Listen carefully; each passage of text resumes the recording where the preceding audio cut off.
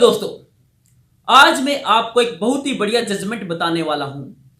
जिनके ऊपर भी अपनी पत्नी द्वारा 498 का झूठा केस लगाया गया, उनको बहुत बड़ी राहत मिलेगी यह वीडियो देख के।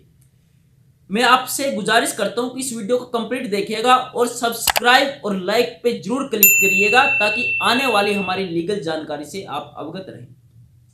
दोस्तों, जो जजमेंट है इसमें कोर्ट ने कहा कि 498 अब ऐसे नहीं चलेगा। इसके लिए कुछ कंडीशन बताई जो सिर्फ वाइफ को ही पूरी करनी पड़ेगी, जिसने ये 498 का वाद दायर किया है। और जो आईओ था दोस्तों इस वाद में, उस पर भी रोष जताया और कोर्ट ने फटकार लगाई। मैं दोस्तों वो एलिगेशन बता देता हूं कि जो महिला ने अपने पति के खिलाफ इसमें लगाए थे 498A, 406, 354 डोमेस्टिक वायलेंस एटसेट्रा। जो दोस्तों पत्नी ने अपने पति के खिलाफ एफआईआर दर्ज कराई थी, तो पत्नी ने अपने पति के खिलाफ एफआईआर दर्ज करवा दी। तो पति को पता था कि यार ये तो झूठी है, ये तो उनको सरप्राइज मिला। उनको नहीं पता था कि ये मेरी पत्नी हमारे खिलाफ एफआईआर दर्ज करवाएगी। ऐसा होता ही है, सरप्राइज ही देती है पत्नियां। एकदम से जाके चुपचाप एप्लीकेशन दे देती है पुलिस स्टेशन में, और पुलिस वाले क्या करते हैं, बैठे रहते हैं कि कब कोई महिला आए और उनके ससुराल वालों के पक्ष कोई एप्लीकेशन दे और धड़ाम देसी एफआईआर दर्ज कर दे। अरे कुछ दिमाग भी लगा लिया करो, कुछ इन्वेस्टिगेशन भी कर दिया करो कि वो झूठी है या सच्ची है। तो यही था दोस्तों इसमें जजमेंट में कि पति पक्ष क्वेश्चन के लिए हाई कोर्ट गया और हाई कोर्ट ने उस कंप्लीट वाद को देखा जो पत्नी ने अपने ससुराल पक्ष पर लगाए थे। कोर्ट ने उस पत्नी को कहा कि आपने जो क्रूअल्टी की घटना बताई है उसमें कुछ तो मेंशन करो कि किस दिन आपके साथ क्रूअल्टी हुई, क्या समय था, ये तो आपको बताना पड़ेगा ना। आपने लिखा है एफआईआर में कि आपके साथ मारपीट की गई है तो आपके पास मेडिकल भी होगा। तो मेडिकल कहाँ है? लेकिन मेडिकल तो तब हो ना कि जब मारपीट हुई हो, उसके पास कोई मेडिकल नहीं। 2 साल से आप मायके में बैठी हो अपने ससुराल का घर छोड़ के, और फिर अपने पति और अपने ससुराल पक्ष पर क्रूअल्टी मारपीट का आरोप लगा रहे हो। क्रूअल्टी आपके सास ससुर ने नहीं की होगी, आपके माता पिता ने की होगी। 2 साल से तो आप अपने मायके में बैठी हो। तो दोस्तों कोर्ट ने बड़ी तकड़ी फटकार लगाई उस महिला पे। और जो आईओ था, जो इन्वेस्टिगेशन ऑफिसर था, उसने क्या किया, एफआईआर दर्ज करके उसके ससुराल पक्ष का अकाउंट भी सील कर दिया, उसके पति का अकाउंट, बैंक अकाउंट सील करवा दिया। दोस्तों बेचारों को इतनी आर्थिक तंगी झेलनी पड़ी कि दूसरे लोगों से पैसे लेके गुजारा करना पड़ा।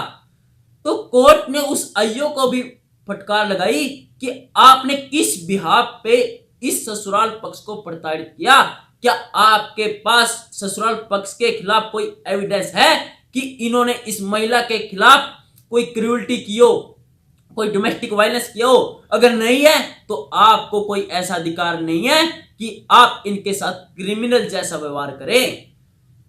दोस्तों कोर्ट ने उस वाद को देख के नेक्स्ट पॉइंट ये बोला कि जो घर में छोटे छोटे झगड़े होते हैं, छोटी छोटी तू मैं होती रहती है, इसे हम 498 का आधार नहीं मान सकते।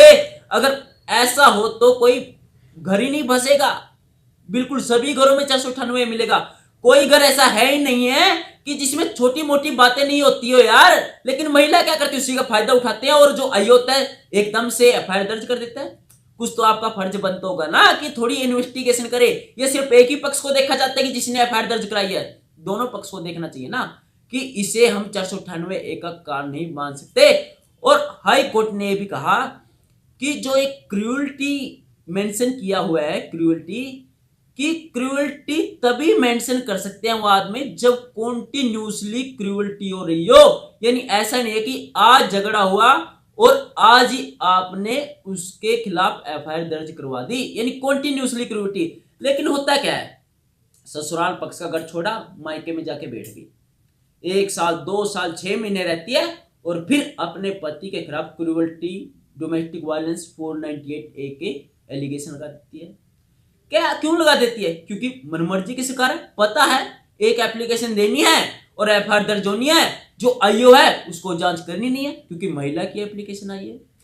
तो जो दोस्तों फैमिली कोर्ट ने उस महिला के द्वारा जो एफआईआर की थी तो उससे साफ तौर पर क्वैश कर दिया, क्योंकि कुछ तो तथ्य होने चाहिए ना।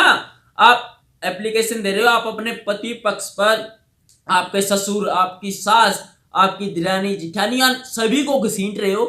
क्या सभी ने आपके साथ क्रूरटी की है? चलो हम मान भी लेते हैं आपके साथ क्रूरटी किया, आपके साथ मारपीट की है, तो मेडिकल कहाँ है? आपके साथ मारपीट की है तो मेडिकल तो देना पड़ेगा। यानी कहने का मेरा मीनिंग ये है कि एविडेंस ऑफ प्रूफ जो है वो पत्नी के ऊपर है। अगर पत्नी कोई एलिगेशन लगाती है तो उसका प्रूफ पत्नी को देना पड़ेगा। लेकिन यह दोस्तों चलो पत्नी लगा भी देती है एलिगेशन, लेकिन कुछ जिम्मेवारी आईओ की भी होती है, जो इन्वेस्टिगेशन ऑफिसर होता है उसको भी देखना चाहिए कि यार जो ये एप्लीकेशन दे रही है कि यह सच्ची है, उसको भी थोड़ी जांच करनी चाहिए। लेकिन वो क्या होते हैं, एफआईआर दर्ज कर देते हैं और पति पक्ष को प्रताड़ित करते हैं। आज के टाइम में बहुत ही कम ऐसे मामले होते हैं जिसमें आईओ अच्छे से जानकारी यानी अच्छे से जांच करते हैं, इन्वेस्टिगेशन करते हैं और उनको पता होता है कि ये एप्लीकेशन झूठी है तो ससुराल पक्ष के नाम पे निकाल देते हैं। बहुत ही कम मामले हैं दोस्तों आजकल। लेकिन उस हाई कोर्ट ने उस आईओ को बड़ी तकड़ी फटकार लगाई, लेकिन एक कमी जरूर कर दी, उसके ऊपर अच्छा फाइन लगाना चाहिए था उस आईओ के ऊपर, ताकि आने वाली एप्लीकेशन में अच्छे से जांच पड़ताल होती और ससुराल पक्ष इतना प्रताड़ित होने से बचते।